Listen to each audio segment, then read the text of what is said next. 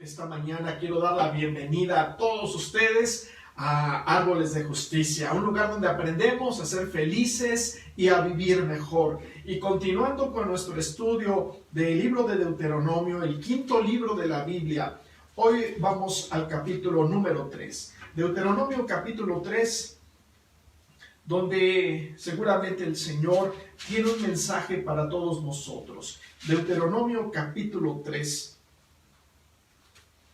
Este capítulo vamos a observar cómo el observar el pasado debe comprometernos con el futuro. Observar el pasado tiene que comprometernos con el futuro. Recordemos que el pueblo de Israel está a punto de entrar a la tierra prometida. Es un tiempo de cambios.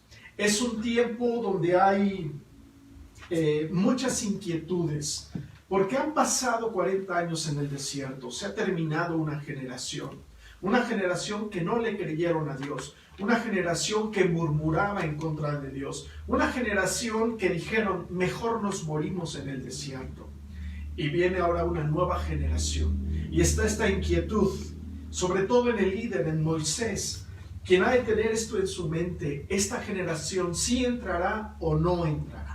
Por eso, al estar en la frontera de entrar a poseer la tierra prometida, surge el deseo y la dirección de Dios para instruir a la nueva generación, porque viene un tiempo de cambios. 40 años en el desierto, ahora van a entrar a la tierra prometida, y allá enfrente, allá adelante, en esa tierra prometida, ellos tienen que tener una madurez, tienen que tener una capacidad muy diferente, una perspectiva muy diferente de Dios, de la vida, para no cometer los errores que cometieron sus padres.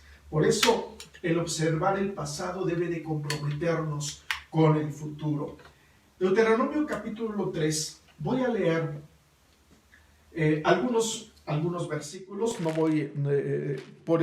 voy a empezar a leer a partir del versículo 1, porque vamos a encontrar tres exhortaciones que hace Moisés al pueblo, a esta nueva generación, para comprometerse con el futuro. La primera la vamos a encontrar, esta primera instrucción, la vamos a encontrar a partir del versículo 1. La primera instrucción que encontramos, de tres que encontramos en este capítulo de Moisés al pueblo, tiene que ver en primer lugar con no tengas temor. Vas a entrar a la tierra prometida, y algo que te vas a encontrar ahí es gigantes, es ciudades amuralladas, dice puertas, barras, gigantes, hay ciudades sin muros, pero sobre todo hay gigantes. Y bueno, aquí describe a Og, rey de Basán. Dice que su cama era de 9 codos y su anchura de 4 codos, según el codo de un hombre. A ver, multipliquen 45 centímetros que mide un codo por ¿cuánto? Por 9, ¿cuánto es? ¿Sí saben sumar? Aproximadamente su cama de hierro era de 4 metros por 2 metros. Estaba grandote el hombre. Y Dios dice esta instrucción. Dice, y Jehová me dijo, está hablando Moisés, está echando un vistazo al pasado. Y Jehová me dijo, no tengas temor. Una palabra que hemos encontrado muchas veces en este pasaje y a lo largo de Deuteronomio, es esta instrucción de Dios: no tengas temor, no tengas temor, no tengas miedo. Yo los he entregado a ti y no tengas miedo.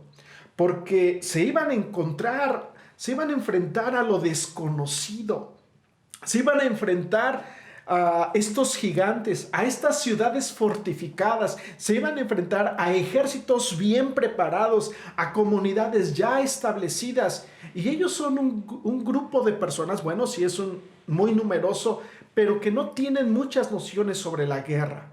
Se iban a enfrentar a personas que los iban a intimidar. Imagínense, Og, rey de Basán, de este tamaño, ¿no?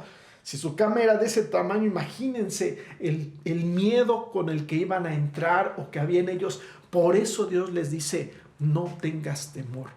Cada vez que viene una temporada de cambios como la están viviendo ellos, hay muchas cosas que podemos percibir en el futuro que nos pueden causar miedo. Miedo a lo que vemos, miedo a lo que dicen, miedo a lo que vemos, miedo a lo que no vemos. Israel experimentó este temor que nosotros también llegamos a experimentar. Y no hemos escuchado en estos días que la vacuna y que tiene un microchip y que viene una pandemia más grande y que no sabemos cuándo vayamos a regresar a la vida normal. Y el futuro puede llegar a causar miedo. Pero hoy Dios nos dice, no tengas miedo, porque así como estuve contigo en el pasado, así como estoy contigo el día de hoy, voy a estar contigo en el futuro. En estos tiempos de cambio que estamos experimentando, tú has vivido y tal vez ni siquiera has percibido que Dios está ahí contigo. Él está presente y te está ayudando, y como hemos visto en otras enseñanzas de Deuteronomio, Dios nos está motivando a ir al futuro con mucha confianza. Sí, pero hay miedo, hay gigantes allá enfrente, hay ciudades fortificadas, hay ejércitos enemigos.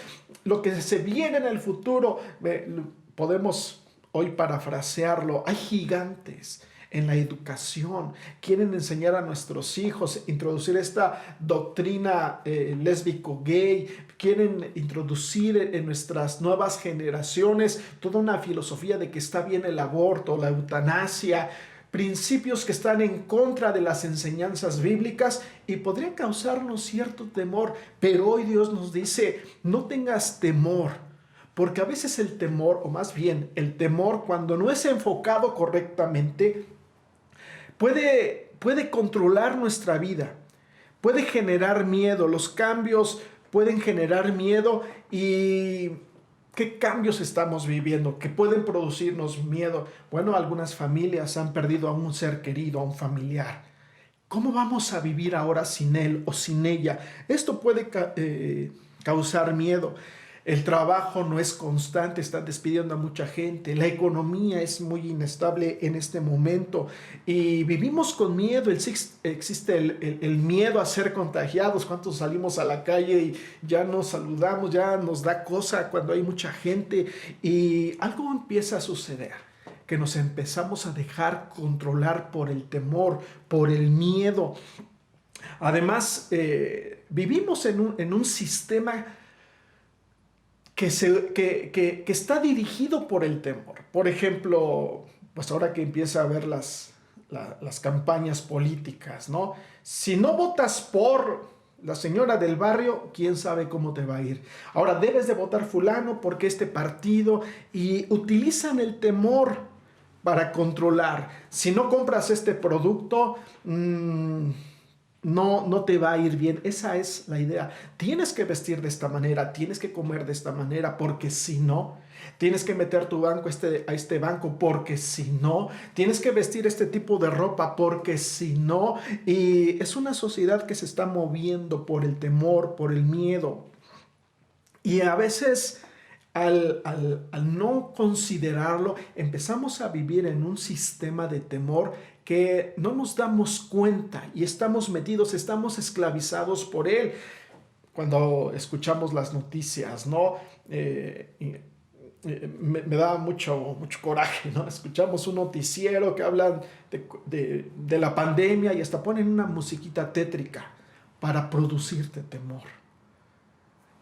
Cuando hay esta conciencia de que con el temor podemos mover y manejar a la gente, y empiezan a ejercerlo, los medios nos controlan y de repente, que les decía, ya no saludamos a la gente con confianza por el miedo. Salimos a la calle con miedo, vamos al trabajo con miedo, hacemos nuestras actividades con miedo y de repente sucede algo, que las circunstancias o el miedo lo vemos tan grande que ahora se convierte en un Dios. Porque tenemos más miedo de las circunstancias, hay más miedo en nosotros que confianza en la palabra de Dios. Si Dios ha dicho, no te voy a dejar, no te voy a desamparar, y yo me preocupo y no puedo dormir y tengo mucha angustia porque a lo mejor mañana me van a correr del trabajo, estoy confiando más en las circunstancias, el temor se convierte en mi Dios porque ya no estoy confiando en lo que Dios me ha dicho. De repente hay murmullos, ¿no? De repente hay voces que nos dicen, no va a haber comida, se va a acabar el agua, y hay una gran preocupación. Y bueno, y la palabra que Dios nos ha dicho, que Él es nuestro proveedor, que no nos preocupemos qué hemos de comer, qué hemos de vestir, porque el Señor sabe que tenemos necesidad de eso. Y hacemos a un lado la palabra de Dios, hacemos a un lado sus promesas, porque el temor ha invadido nuestras vidas. De repente estos temores nos limitan, los temores nos roban la paz, nos roban el gozo, y si no tenemos cuidado nos van a robar el futuro, porque ¿cuántos de repente nosotros tenemos esta forma de ser? Seguimos en el mismo trabajo por miedo. Y a veces usamos estas frases, bueno, poquito pero seguro, cuando Dios tiene más cosas por ti, pero por miedo no vamos a lo que Dios tiene para nosotros, sino nos quedamos en un lugar cómodo de seguridad. ¿Por qué? Porque tu Dios es tu miedo, no es el Dios de la Biblia. De repente, quiero tal vez tocar un tema sensible. ¿Cuántos matrimonios, cuántas familias siguen viviendo violencia, maltrato, abuso, y no salen de ahí por miedo? Porque crees que no hay algo mejor para ti, que no hay un estilo de vida mejor para ti que Dios tiene planeado, y a veces aguantamos circunstancias vergonzosas, penosas, difíciles, y no salimos de ahí por miedo. ¿Cuántos estudiantes no les gusta la carrera que están estudiando y continúan en ella por miedo? Porque ¿qué va a pasar? Ya perdí mucho tiempo. ¿Cuántas personas no dejamos amistades por miedo? ¿Qué van a decir ahora? ¿Con quién me voy a juntar? ¿Cuántos no han iniciado un negocio? ¿Cuántos no realizan sus planes por miedo? Y cuando no consideramos este estilo de vida, el miedo empieza a gobernar nuestra vida. Y todo lo que hacemos es dirigido por miedo. Por eso Dios le dice a Moisés, dile al pueblo, no tengan miedo, porque se van a enfrentar a situaciones difíciles, pero no tengan miedo, yo los estoy entregando en tus manos. Sí, pero es que los muros son muy altos, no importa. Si yo he dicho que te voy a entregar esa ciudad, entonces te la voy a entregar. Si yo te he dicho que yo soy tu proveedor, entonces yo soy tu proveedor. Si yo he dicho en mi palabra que estoy preocupado o estoy al pendiente de tus necesidades, de tu comida, de tu ropa, entonces no te preocupes por lo que escuchas, no te preocupes ni siquiera por lo que ves, sino tienes que concentrarte en la palabra de Dios. Esta exhortación es muy fuerte porque el miedo nos limita, y Dios no quería que ellos estuvieran limitados. Dios quería que ellos alcanzaran todo su potencial, que ellos alcanzaran todo lo que Dios tenía para ellos. Por eso esta insistencia de Dios, no tengas miedo, porque el miedo te va a limitar. Con el miedo no vas a lograr todo lo que Dios tiene para ti. Y esta es una exhortación para nosotros, porque no vaya a ser que por miedo no seamos todo lo que Dios ha querido que seamos. Que por miedo no tengamos todo lo que Dios quiere que nosotros tengamos. Que por miedo no lleguemos hasta donde Dios quiere que nosotros lleguemos. Por eso revisa tu vida. ¿Qué ha hablado Dios a ti? ¿Qué has creído en algún momento que Dios ha planeado para ti, para tu familia, para tu ciudad, y por miedo estás limitado? Dios no quiere que vivas en inseguridad. Dios no quiere que vivas con miedo, no quiere que vivas con preocupación, no quiere que vivas con angustia, no quiere que vivas con ese sentimiento de soledad. Dios no quiere que tú desperdicies la vida tan hermosa que Él te ha dado. Pero para lograrlo debes de considerar que el miedo no es una opción para ti. Ahora, ¿qué hacemos con el miedo? Dice en 1 de Juan, capítulo 4, versículo 18, que el perfecto amor echa fuera el temor. ¿Cuál es la inyección en contra del miedo? ¿Cuál es la inyección en contra del temor? El perfecto amor. Y en 1 de Juan capítulo 4 versículo 18 que menciona esto, el perfecto amor echa fuera el temor. ¿El perfecto amor de quién? No es el amor de nosotros, no es el amor de nosotros hacia Dios, porque nuestro amor siempre va a ser imperfecto. Hoy en la mañana puedes creer que amas a Dios con todo tu corazón y al rato en la noche o mañana temprano vas a dudar que Él exista. Hoy puedes estar bien contento por su provisión. Mira, Dios me proveyó, y mañana vas a dudar si Dios puede seguirte bendiciendo. Hoy le decimos a una persona, te amamos, y el día de mañana lo odiamos y se lo decimos, ¿no? Porque nuestro amor es imperfecto. Entonces, ¿a qué amor perfecto se refiere? Al amor perfecto que Dios tiene por nosotros. Ese es un amor perfecto. Ese amor perfecto de Dios por nosotros, que no varía, no cambia, no crece, tampoco disminuye. Hay quienes creen que si haces cosas malas, Dios te ama menos, o si te portas muy bien, Dios te va a amar más. No, eso no es así. El amor de Dios por ti no cambia, es constante. No puede crecer porque Dios ya te ha amado como un Dios infinito es capaz de amarte. Dios no te ama porque te portaste mal o porque haces cosas buenas. Dios no te ama por lo que haces. Dios te ama porque Él ha determinado amarte. Él va a cumplir sus palabras a tu vida porque Él ha determinado hacerlo. No tiene que ver con el hecho de que tú te lo ganes. No te puedes ganar el amor de Dios. Nunca te vas a poder ganar el amor de Dios. Eso es imposible. No lo puedes hacer porque somos imperfectos. No podemos generarlo nosotros.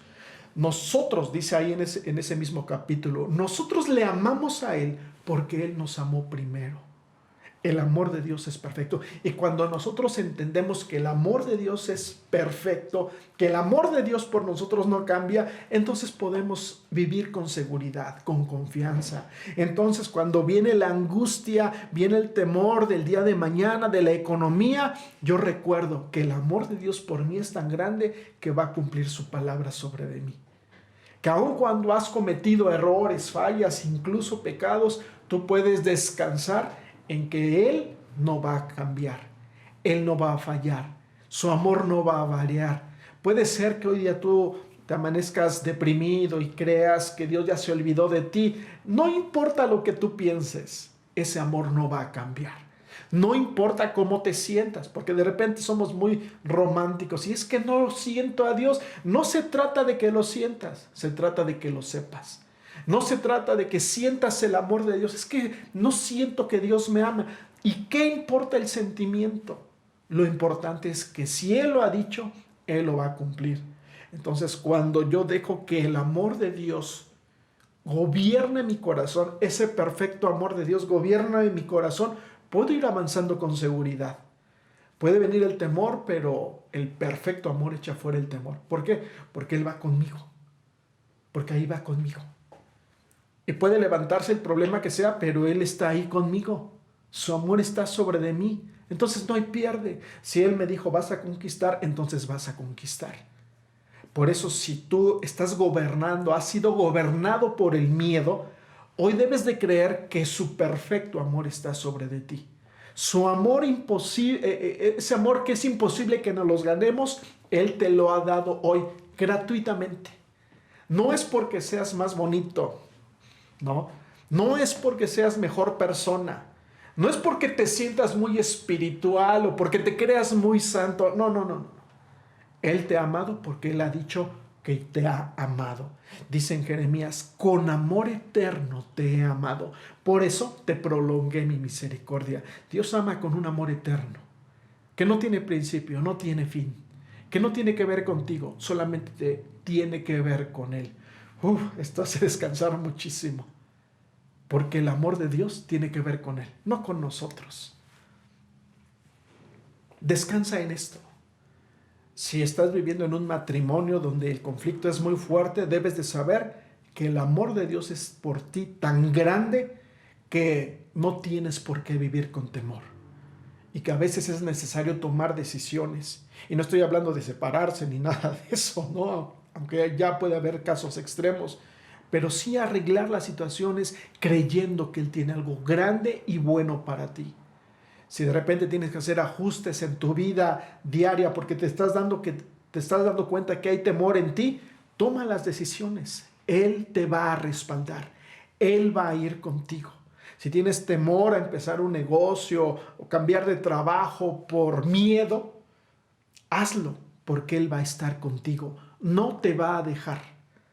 No te va a dejar ahí que te arregles como tú puedas. No, Él va a ir contigo. Te va a ir respaldando. Porque las promesas que Dios ha hecho son para nosotros, para el día de hoy. No para el futuro en 50 años, son para el día de hoy. Para que el día de hoy tú disfrutes el día, disfrutes de su presencia, disfrutes de las bendiciones que hoy tienes, disfrutes de tu comida, de la casa que tienes, de la familia que tienes, de los amigos que te rodean. Hoy disfruta, hoy empieza a vivir en paz, hoy empieza a vivir sin este miedo. ¿Por qué? Porque en el futuro, cuando las cosas puedan llegarse a poner difíciles, tú ya vas a saber que en el perfecto amor que hay en Dios, ese amor está sobre de ti. Y pase lo que pase, venga lo que venga, los gigantes pueden ser muy grandes, las ciudades amuralladas, las puertas con cerrojos de hierro, no importa. Si Dios te dijo que es para ti y tú te deshaces de ese miedo, vas a conquistar, vas a tener todo lo que Dios ha dicho. No dejes que el miedo te controle.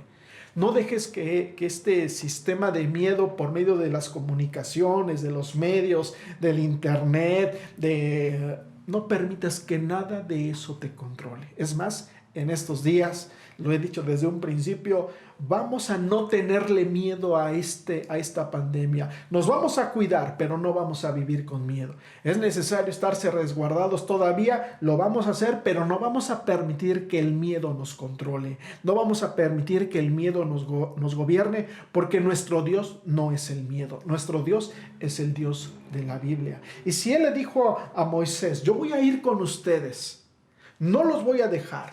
Mira, por eso presenta a Og, rey de Basán, un gigante. Por eso habla de sus ciudades amuralladas. Por eso menciona la Escritura todos estos detalles, porque eran detalles reales. Eran ciudades reales, eran enemigos reales. Pero si Dios está con nosotros, y a lo largo de su trayectoria, cuando ellos conquistaron, Dios les dijo, mira, lo logré. Mira, te llevé. Logré sacarte de Egipto y logré meterte en la tierra prometida. Pero bueno, ya llegaremos a ese momento. La primera instrucción que Dios le da al pueblo por medio de Moisés es no tengas temor. La segunda instrucción que les da es el ser solidarios.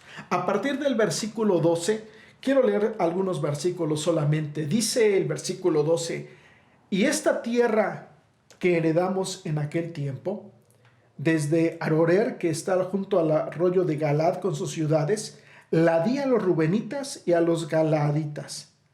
Y el resto de Galad y todo Basán y el reino de Og, toda la tierra de Argob, que se llamaba la tierra de los gigantes, lo di a la media tribu de Manasés. Jair, hijo de Manasés, tomó toda la tierra de Argob hasta el límite de Jesur y Maca, y la llamó por su nombre, Basanjob Jair, hasta hoy. Y Galad se lo di a Maquir, y a los rubenitas y gaditas les di Galad desde el arroyo de Arnón, teniendo por límite el medio valle hasta el arroyo de Jaboc, el cual es el límite de los hijos de Amón, y también el Arabá, que es el Jordán, como límite desde Sirenet hasta el mar Arabá, el mar salado al pie de las laderas de Pisga al oriente. Y os mandé entonces diciendo, Jehová vuestro Dios os ha dado esta tierra por heredad, pero iréis armados con todos los valientes delante de vuestros hermanos, los hijos de Israel. Solamente vuestras mujeres, vuestros hijos, vuestros ganados, que yo sé que tienen mucho ganado, se quedarán en las ciudades que les he dado, hasta que Jehová dé reposo a vuestros hermanos, así como a vosotros, y hereden ellos también la tierra que Jehová nuestro Dios les ha dado del otro lado del Jordán. Entonces os volveréis cada uno a la heredad que yo les he dado. Hasta ahí. Antes de cruzar el Jordán y tomar la tierra prometida, hubo estas dos tribus. La tribu de Manasés, la mitad de esta tribu, antes de pasar el Jordán, ellos vieron y dijeron, este lugar es muy bonito, en este lugar hay mucha vegetación, este lugar está bien para que nosotros vivamos con nuestros ganados.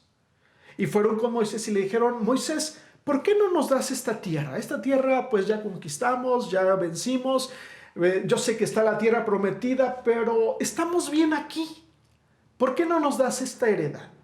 Y dice la palabra de Dios que Moisés le dijo, está bien, pueden quedarse aquí porque tienen mucho ganado. Y fue con Dios y Dios les dijo, está bien, dales esa tierra, dales esa heredad.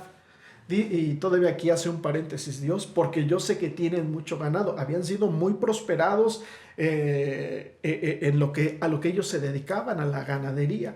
Y la instrucción fue, está bien, les voy a dar esta heredad. Es para ustedes, pero quiero que todos vayan con sus hermanos a pelear. No se van a quedar solamente ustedes, ya estamos cómodos, ya estamos a gusto, ya mira ya como Dios nos bendijo, ahí se arreglan ustedes. No. Esta exhortación, la segunda exhortación que encontramos en este capítulo, es una exhortación a ser solidarios. No puedes pensar de una manera egoísta, le está diciendo al pueblo, de que tú estás bien, tú ya estés cómodo y los demás a ver cómo se las arreglan. Yo sé que hay gigantes, van a pelear, híjoles, pobrecitos. No, ya Dios los bendijo. Esto es lo que Dios me prometió y me dio y estoy cómodo. Y Dios les dice, no, sí te la doy, pero vas a ir con tus hermanos a pelear. Y hasta que ellos hayan conquistado, tú vas a regresar. Solamente en esta tierra se van a quedar tus mujeres, dice aquí, tus mujeres, tus hijos, tu ganado, porque es mucho. La exhortación es una exhortación a ser solidarios. Ser egoístas no es una opción. Pensar solamente en ti nunca es una opción en la palabra de Dios. Si tú solamente pides para ti, solamente haces tus peticiones, solamente pides por tu comida, por tu ropa, por tus cosas, por tu presente, por tu futuro, y no estás pensando en los demás, eres una persona egoísta y eso no es bíblico. Dice en el Nuevo Testamento, Dios hablando por medio del apóstol, dice, es que ustedes piden y piden mal. Piden y no reciben porque piden mal. Dice, porque piden para sus propios deleites. Ahora, no está mal pedir para nuestros deleites. ¿A qué se refiere entonces? Es que solamente estás pidiendo para ti.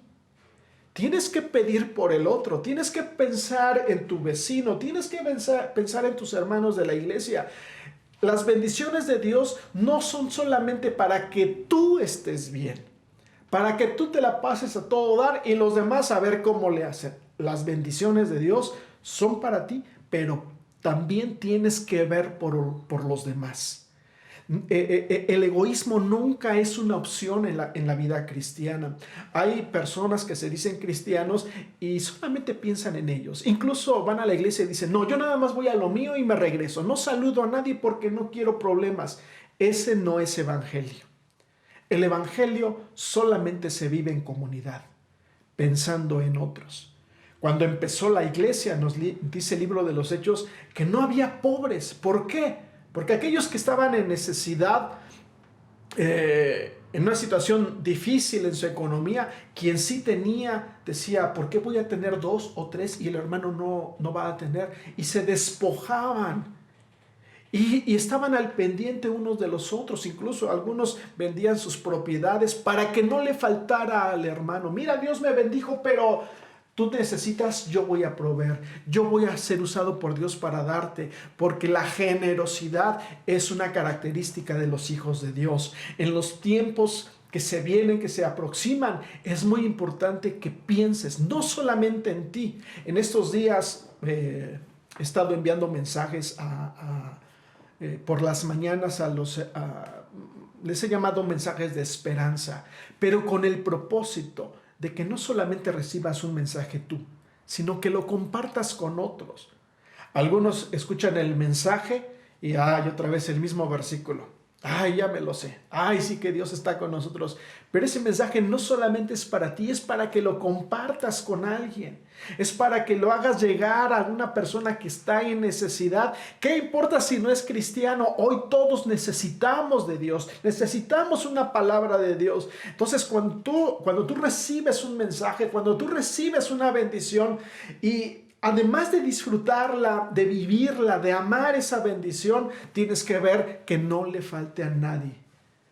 Y si alguien necesita, Señor, te pido por el hermano, te pido por la hermana. Y si está en tus manos, que siempre va a estar en tus manos, apoyar de alguna manera, es nuestra responsabilidad hacerlo. Es una responsabilidad que Dios ha depositado en todos nosotros. Por eso no solamente tienes que orar por ti, no solamente tienes que ver por tu porvenir, tienes que ver por otros, tienes que orar, tienes que apoyar, tienes que ser leal, tienes que servir, tienes que estar al pendiente de los demás. Este es un principio bíblico que vemos desde que inicia la humanidad. Dios va con Caín y le dice a Caín, ¿dónde está tu hermano? Caín responde, ¿soy yo guarda de mi hermano? ¿Soy yo soy responsable de mi hermano? Claro que sí, claro que sí. Todos somos responsables de los demás. Incluso cuando hemos visto en Éxodo, Levítico, las instrucciones de Dios para el pueblo, entre muchas de esas instrucciones es que tienes que estar al pendiente de tu hermano, tienes que cuidarlo, tienes que protegerlo. Porque el egoísmo no haya lugar en el reino de Dios. Incluso le decía, si a tu hermano, si a tu vecino, incluso hay frases chistosas para nosotros, si el buey de tu vecino se cae, tú tienes que irlo a sacar, a levantarlo, ¿no? Y nos reímos a veces porque hacemos esta traducción a nuestra mente mexicana, ¿no? Pero está diciendo, tienes que estar al pendiente. Y es lo que les está diciendo al pueblo de Dios aquí. Que bueno, te vas a quedar con tu bendición, ya te la di, ya es tuya, pero vas a ver por tu hermano, vas a ir a pelear. De repente en la vida cristiana hay quienes tienen una autoestima muy baja, que tienen un concepto muy bajo de sí mismos, que no son capaces de servir. No son capaces de tomar una escoba en la iglesia, por ejemplo, y ayudarnos a barrer. No son capaces de hacer trabajos que creen que son de menor categoría. ¿Por qué? Porque así está su corazón. Piensan que al servir como que están exhibiendo que no son tan importantes porque ellos no se sienten importantes. Quien tiene una mentalidad segura, una identidad correcta delante de Dios, no le importa si un día le toca predicar, un día le toca barrer, un día le toca dar la bienvenida en la entrada, no le importa si un día tiene que hacer trabajos insignificantes. ¿Por qué? Porque estamos para servir. El más grande servidor que encontramos en la Biblia es Dios sirviéndonos a nosotros y cada quien en su lugar. Y cada quien tenemos que hacer una función para servir a otros. Quien no tiene esta capacidad para servir no es porque no tiene una identidad correcta. Quien no está al pendiente de sus hermanos, quien solamente es egoísta pensando en sí mismo, no tiene una identidad correcta, no sabe quién es Dios, no tiene una identidad como hijos de Dios.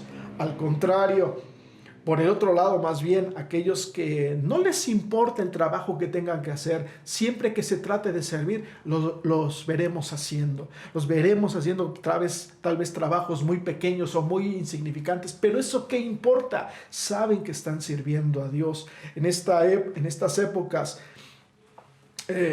nos llama mucho la atención el prestigio, el cómo me van a ver en la tierra de bendición, en la tierra de promesa. En los cambios que se están viniendo no se requiere de personas importantes, se requiere de personas útiles, que estén al pendiente de sus hermanos.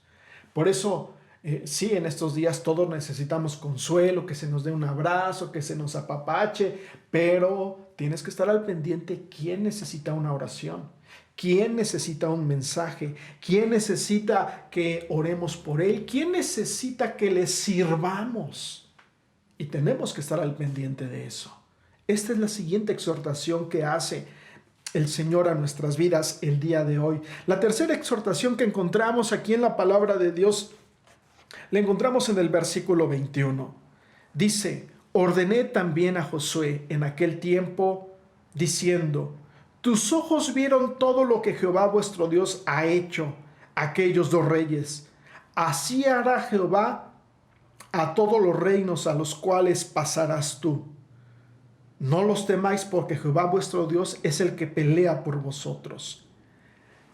Dice en el versículo 28, me voy a saltar, y manda a Josué, y anímelo, y fortalécelo, porque él hará pasar delante a este pueblo. Él les hará heredar la tierra que verás. Dios le había dicho a Moisés: Moisés, tú no entras. Y lo leemos aquí en este mismo versículo. Y Moisés le decía: ¿por qué no voy a entrar a la tierra prometida? Es un acto, entre otras cosas, de solidaridad. Pero por otro lado, había tocado la gloria de Dios, y la gloria de Dios no se toca. Pero le dice Dios a Moisés lo que va a hacer: prepara a Josué. La siguiente instrucción, la tercera instrucción que encontramos en este capítulo, es: prepara a la siguiente generación. A veces en un egoísmo pensamos que Dios solamente me quiere usar a mí, me quiere levantar a mí, me quiere bendecir a mí, me quiere ayudar a mí, cuando en realidad solamente es temporal, porque Dios está pensando en la siguiente generación. Estas instrucciones es a una nueva generación que va a entrar a la tierra prometida. Y esta exhortación que le hace Dios a Moisés es: prepara a tu sucesor, prepara a Josué, prepara al siguiente líder. Moisés le lloriquea a Dios en estos versículos y le dice: Dios, ¿puedo pasar a la tierra prometida? Y Dios se enoja y le dice: te dije que no, y ya no me hables más del asunto. Eso lo dice en el versículo 26. Dios le dice: basta, Moisés. Así lo dice literalmente aquí: basta, no me hables más de ese asunto. Tú no vas a entrar. Te voy a dar la tierra, pero no vas a entrar. Y antes de morir Moisés, Dios le dice: sube al monte para que veas la tierra. De acuerdo a los usos y costumbres de aquel entonces, es cuando yo te digo: quiero que veas el terreno que te estoy vendiendo, que te estoy dando. Cuando tú subes y lo ves, ya es tuyo. O sea, Dios le cumplió a Moisés: la tierra es tuya, solamente que no vas a tomar, no vas a entrar, no la vas a pisar. Y Moisés, pues obviamente yo hubiera hecho lo mismo: Señor, por favor, peleando con este pueblo 40 años. 40 años solo en el desierto, solamente hablando con las ovejas. 40 años habiendo estado en Egipto. 120 años luchando para que sacar al pueblo y meterlo a la tierra prometida. Y ahora me dices que no. Yo lo hubiera hecho, yo lo hubiera ahí regateado, porque es lo que hace Moisés, regatear con Dios. Pero Dios es Dios. Le dijo: no me hables más de ese asunto. Basta, ya. Pero ¿qué sí vas a hacer? Vas a preparar a la siguiente generación. Y no voy a ahondar mucho en esto, porque vamos a tratarlo en otro momento con un poco más de profundidad.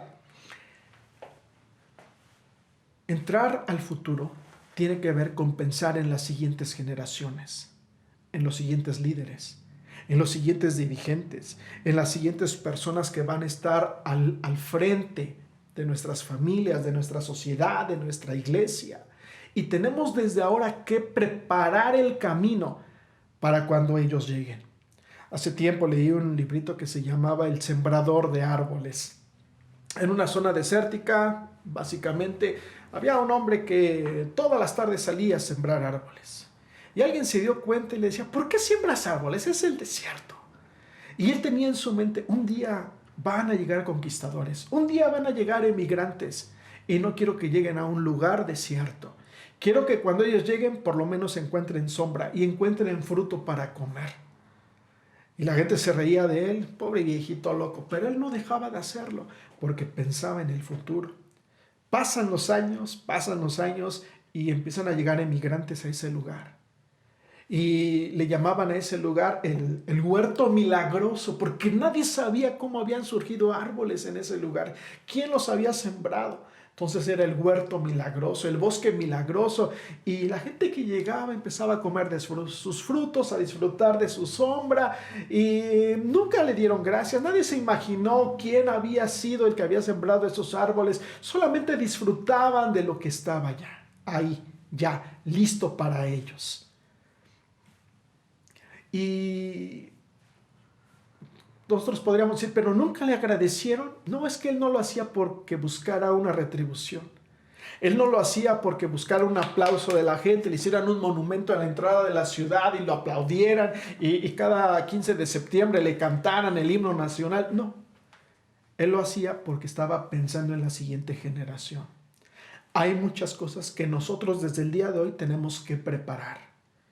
Nuestro ejemplo, nuestra búsqueda de Dios, nuestro servicio a los demás, vivir en los principios bíblicos. Tenemos que vivir de tal manera, sembrando todos estos árboles para cuando ya no estemos, pero otros que ni siquiera nos van a conocer, que ni siquiera van a saber que pasamos por esta tierra, que disfruten de lo que nosotros hoy estamos sembrando. Es lo que está diciendo Dios a Moisés aquí. Moisés, tú ya cumpliste. Viene la siguiente generación, pero prepáralo. Dale esos detalles, dale esos secretos que va a necesitar para vivir en el futuro. Nosotros tenemos que ver el presente y ver el futuro y preparar el camino, crear las condiciones para aquellos que van a llegar más adelante, que no nos van a conocer tal vez, o a lo mejor sí, porque bueno, de acuerdo a la Biblia, nuestro nombre va a perdurar. Porque nosotros, aunque ya no estemos, nuestras obras van a continuar, y que ellos sepan que hubo quienes trabajaron, quienes sembraron árboles para que ellos disfruten y a su vez ellos hagan lo mismo con las siguientes generaciones. Nosotros tenemos que sembrar árboles con nuestra fe, con nuestras aportaciones, con nuestra fidelidad a Dios, con nuestro amor al prójimo, con nuestra lealtad a la palabra de Dios, y sembrar estos árboles de cuya sombra nosotros no vamos a disfrutar. Comer de esos frutos de los cuales nunca nos vamos a saciar, pero sí prepararemos el camino para lo que Dios está haciendo para adelante. Por eso, preparemos el camino para las siguientes generaciones. No pienses nada más en qué vas a comer el día de hoy. ¿Cómo le voy a hacer para pagar mis cuentas el día de hoy? Piensa en el futuro, piensa a 50, a 100 años, porque lo que hoy hagas tú puede beneficiar a tus hijos, a tus nietos, 4 o 5 generaciones de aquellos que van a seguir con el legado que nosotros les dejemos. Eso se llama legado. Eso se llama transfer. Esa es una herencia. Más que una propiedad, más que algo material, poder dejar un legado a las siguientes generaciones. Por eso Dios le dice, manda a Moisés, dile los secretos. Dile cómo es nuestra relación, porque quiero que Él me busque así. Tú llegaste hasta aquí, Moisés. Hasta aquí has cumplido tu propósito. El de Él apenas va a empezar. Y se va a enfrentar, y Él va a pelear, y va a enfrentar a los gigantes, y va a ser un hombre guerrero, y va a ser un hombre que va a derramar mucha sangre. Pero va a caminar y se va a basar en aquellos secretos, en aquel legado que tú le des. Eso es lo que va a suceder en el futuro. Algunos ya tenemos más de 40, 50, 60, 70 años. Tienes que pensar en las siguientes generaciones y dejarles un legado. ¿Qué van a pensar de ti el día que ya no estés? ¿Un hombre de Dios? ¿Un hombre miedoso? ¿Un hombre que nunca maduró, que nunca creció? ¿Un hombre que nos inspiró con su vida como un buen padre, un buen esposo, una buena esposa? ¿Qué legado le estamos dejando a la siguiente generación? Estas 3 instrucciones hoy tenemos que considerarlas muy bien.